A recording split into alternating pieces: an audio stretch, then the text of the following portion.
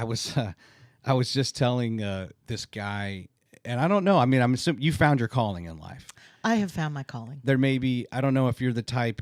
I am still kind of that person who's like, well, maybe what's next for me, or what am I going to do when I grow up, even though I'm close to 50. But you know what I'm 65.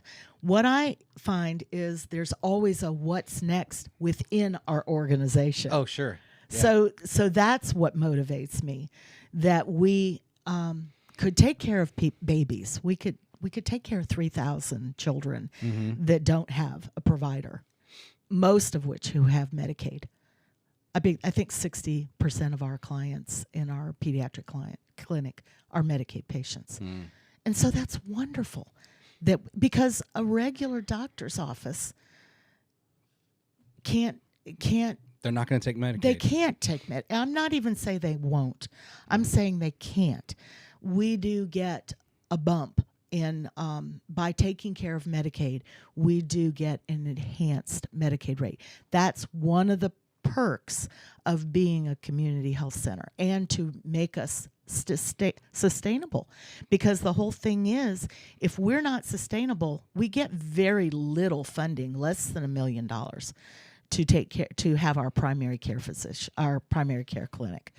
So it goes into the pot, but we have to be sustainable. Yeah. So we do charge people's insurance. We charge, if you're Medicaid, we charge, you have a very small copay, but we do offer all these services for you.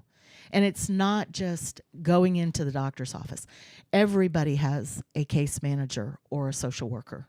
They're all LBSWs or MSWs. We have 21 social workers at our organization that work across the organization.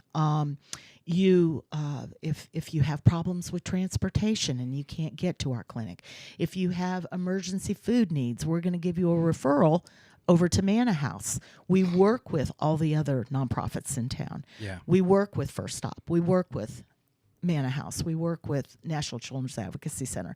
They take care of the behavioral health for our children, because we do not have the capacity at this point to have somebody qualified to do mental health for children.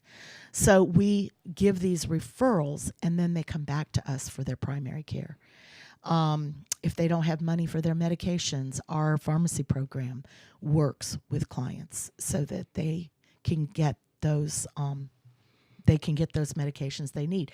We have an agreement with an organization called Dispensary of Hope out of Nashville, where people who are under 200% of the federal poverty level, and if they can't pay for their medications, we pay $14,000 a year to belong to this pharmacy.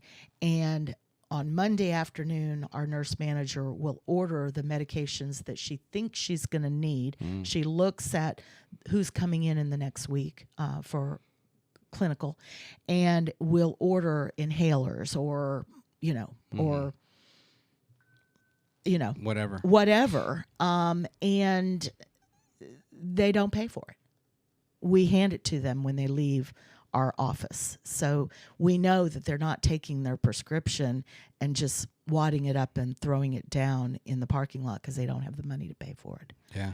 So these are the kinds of things we look for, gaps in what our clients need, and then we try to fill those gaps.